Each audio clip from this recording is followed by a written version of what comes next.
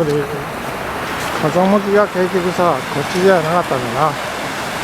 普通だともっと大量に、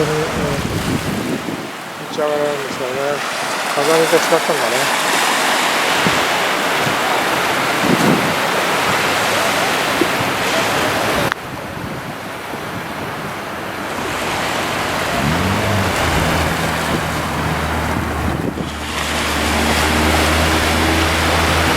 これなんか岩枕ね。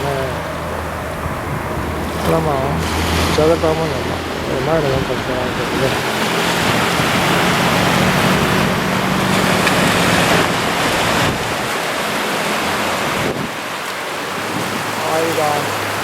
ここで富士山がね。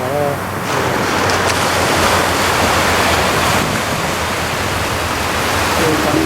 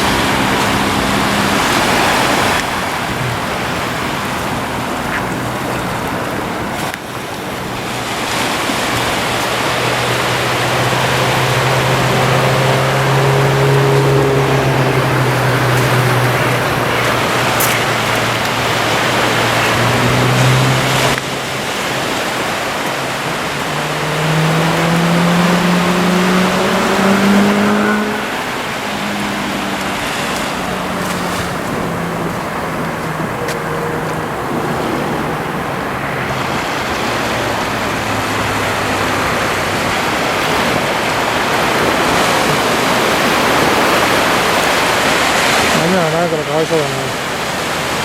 それでは全然最後のそうになる。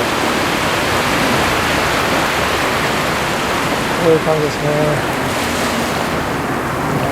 ちょうどもう秋の本格的な、秋の鎌倉材木座海岸の庭です。